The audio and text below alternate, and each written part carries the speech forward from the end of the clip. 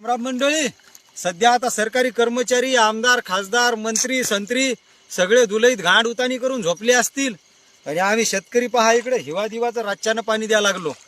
आम्हाला दिवसा लाईन आहे बरं, पण फक्त कागदावर लाईन आहे दिवसा आम्हाला. बाकी आम्हाला इकडे सगळी अशी रातच्यानंच घाण घासा लागते. लाज वाटाय पाहिजे हो या सरकारले, कोणतंही सरकार असू दे, लाज वाटाय पाहिजे. यायले 70-75 वर्ष झाले आपल्याला स्वातंत्र्य भेटून. भारताले कृषी प्रधान देश म्हणतात, शेतकऱ्याला जगाचा पोशिंदा म्हणतात, आणि त्याला साधी 8 घंटे आपण दिवसा लाईन देऊ शकत नाही.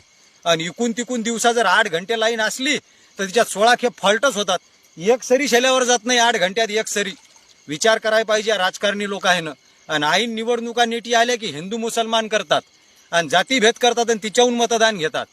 खरी तर लाज आपल्यासारख्या शेतकऱ्याला वाटायला पाहिजे की असे जातीभेद करणाऱ्या लोक आले आपण त्याचे भाषण ऐकतो, निवडून देतो. एवढी गांड घासून आम्ही जेव्हा आमच्या मालाले भाव मागतो तेव्हा आम्हाला सरकार पाकिस्तान दाखवते, बांगलादेश दाखवते, 2000 रुपये दाखवते, लाडकी बहीण दाखवते. अरे इकडे या एकदा गांड घासा, आणि जेव्हा तुम्हाला मालाले भाव नाही भेटला तेव्हा तुम्हाला कळते 2000 काय गोष्ट आहे ती.